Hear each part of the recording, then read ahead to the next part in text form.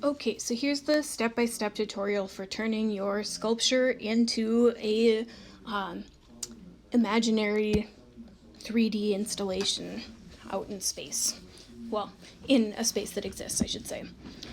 So some key things that you're going to need to start are a picture of your sculpture. I have mine set against a flat surface because my sculpture is flat. If yours stands up, that's great. I would just make sure that it has a plain background. Similarly, if it's flat, just make sure it has a plain background. It'll make your job so much easier. The other thing that you're going to need is the pictures of the places. So you can see in my camera roll here, I have this grassy space outside of a park. I don't remember if I saved another copy of this place at Como and then the courtyard at Johnson. So at this point, you're going to open up this Autodesk Sketchbook app. Ta-da! Make sure you download it from the self-service. It's a free app and it works super well. But if you have used this app before, you're going to need to make sure that you hit this button in the top left on that top row of icons. It's a little square with 3 dots and 3 lines in it. Otherwise, if you haven't used it before, it'll ask you to sign up and put your email in, and then you can create a new image. And you'll see this little menu here. So I'm going to hit New Sketch. I'm just going to leave it at these presets because I know that it's going to fit and I know that my pictures are going to fit. So it's going to work pretty well. And I'm going to hit Create. I'm actually going to just discard this current one because I'm not very far on it, and that's totally fine. So at this point, you're going to want to put in the picture of your sculpture. And the way that you're going to do that is coming in from the right-hand side. You're going to count 4 icons in. 1, 2, 3, 4. And you should see a little rectangle with a mountain in it and a plus on the top right corner. That is how you insert pictures. Super important because you're going to do this multiple times. Now, I have these 2 different versions of this picture of my sculpture, and one of them has a shadow over the right-hand side, so I'm going to go with the one that doesn't have that shadow. And I'm actually going to pinch and zoom so my sculpture is even a little bit bigger. And I'm going to make sure that it lines up on the bottom. And I'll hit Done. Now, at this point, you need to start erasing your background. And there's a couple different ways that you can do that. I recommend starting with the selection tool. And the selection tool is the 4th icon from the left. So if you count in from the left, 1, 2, 3, 4, it's that dotted rectangle with an arrow pointing in. And the other thing I'm going to do is I'm going to pinch my picture just so I can see the entire outline. Now I'm going to click on that selection tool. And right now it's set to the lasso tool, so I can free draw any kind of shapes. But you'll notice that each time I click something new, the last selection goes away. And so to change that, again, you're going to go to the 4th icon. In this case, you can count from the left or the right because it's in the middle. And it's the partially dotted, partially complete line.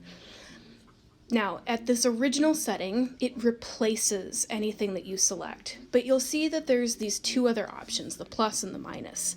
And the plus is the one that you want to click on because that'll add to any selection that you make. So I have this corner selected, and now I can just kind of overlap each time. And I'm just adding a little bit more and a little bit more.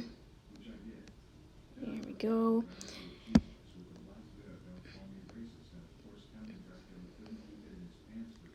And I think I can get a little bit closer here. So at this point, we have a whole bunch of it selected. On the far right of your screen, you have your layers menu. And that's where you're going to click on the layer. It's got a blue outline. And then I'm just going to hit cut. It's that second icon in the top row. It's a scissor. Boom. Everything that's selected is erased. Now at this point, I'm going to start going in with an actual eraser to erase everything. So since the selection tool is still up, you've got the dotted rectangle on the right-hand side of that expanded menu with a little red X, and that's the deselection tool. So now I'm going to move in with the actual eraser. And on the left-hand side, far left-hand side, you've got your brushes. Now, there's a whole lot more options than just these ones. These are just kind of the basics. But I'm going to click this eraser that's got the kind of square edge. And there's two important little slider bars over on the edge. The top one changes the size of your eraser. I recommend starting bigger because you can always make it smaller as you need finer details. But then the bottom one is the flow. And if you watch that little circle, you can see how intense the erasing is. And I'm going to just keep that at 100% because I want to actually erase everything that I don't need. And I'm going to come in here.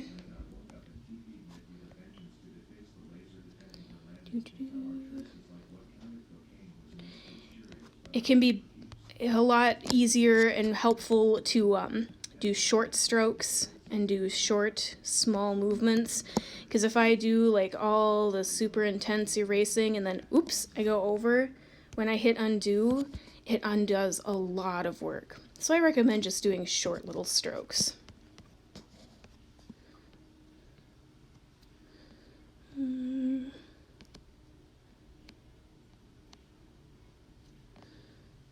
Can zoom in. Now remember, this top slider changes the size, so you can get even closer. Now, one thing you might be noticing is that this has kind of a soft edge. It kind of fades away instead of just being a hard edge, like if you were to cut it out directly. So something else you can do, because both of these eraser options have soft edges, is actually turn one of the brushes into an eraser. And the way that you'll do that, I'm going to zoom in here because I'll show you how to take out these inner parts. You can select any number of these brushes and turn them into an eraser. I'm going to click on the fountain pen, the one that looks like a fancy, like old-timey pen. And then I'm going to click on this little icon in the bottom center of the screen, kind of looks like a Pokeball, and click on this second icon from the left, and it looks like an eraser with a checkerboard. Now this turns it into a transparent brush, which effectively erases it. Again, you can choose the size of your brush and the intensity of the erasure.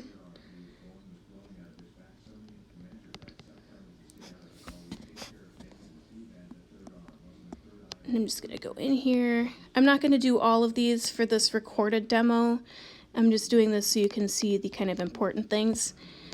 So especially when you're getting in nice and close for these details, this is when having it zoomed in really far, small little strokes. If you have a stylus, it can be helpful, but I'm just using my finger.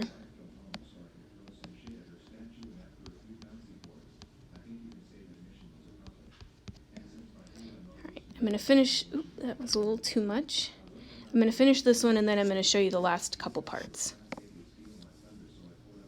because this is a nice big area to see.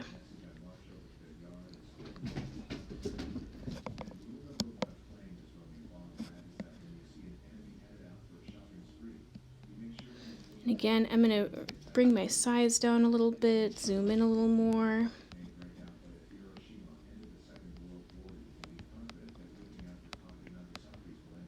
You don't have to get your edges super duper perfect,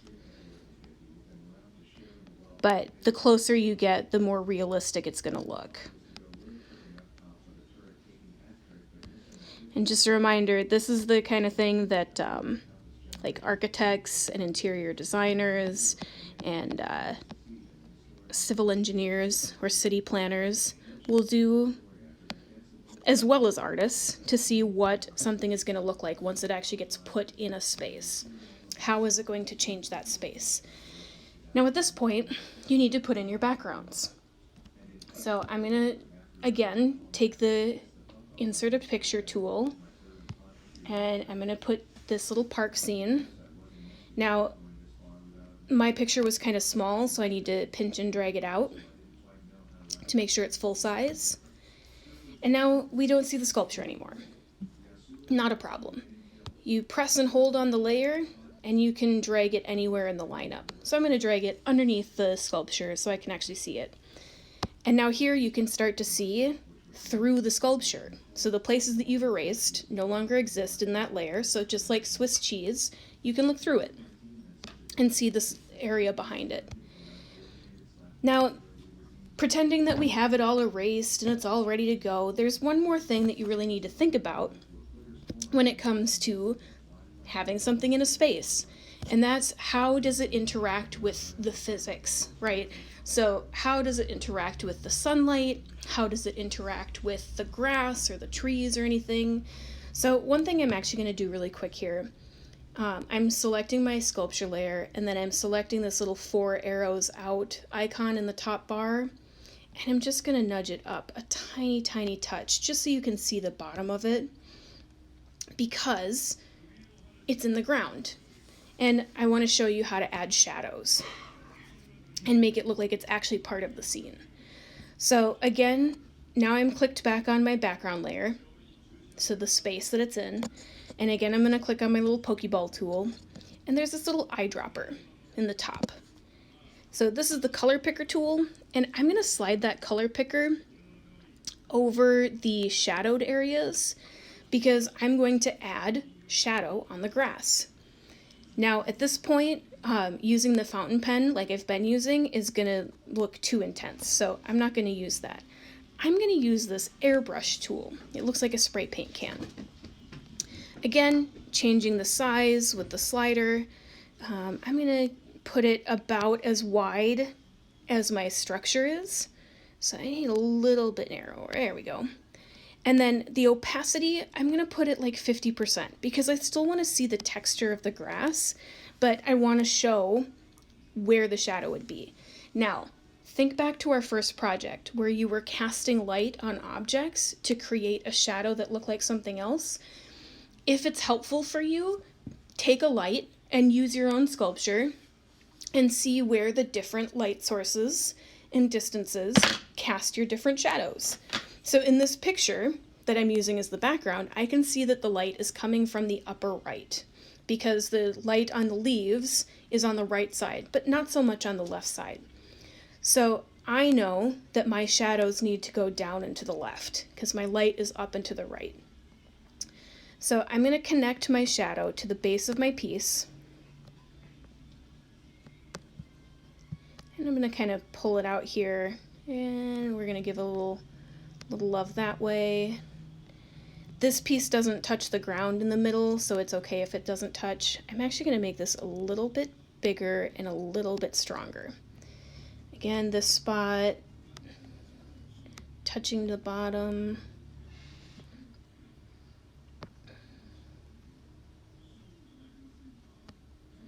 And then I'm actually just going to add some random little lines here because I think it'll do a good enough job.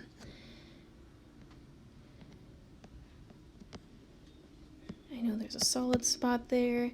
So again, in your case, you're trying to go through and erase all of these outer parts. Now, the cool thing is, as long as you made sure that you drew your shadow on the background layer, you can reuse the sculpture and all that erasing that you've done multiple times. So if I show this, I can hit my 3 dots, 3 lines, share, and save image.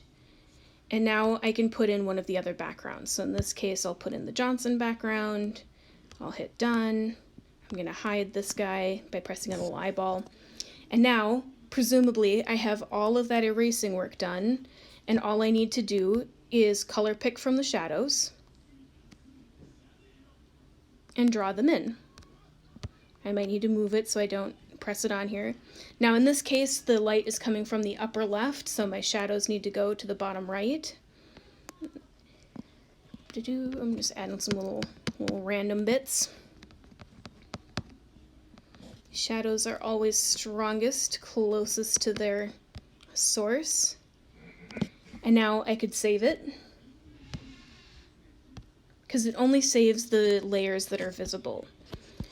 So you can do this with all 3 of your places and be able to compare them. I'm just switching over here to show you that now those examples are saved into my photos. Ta-da! Nothing too scary. You submit each of those individually and then answer the questions in a note on Notability. Hopefully that helped.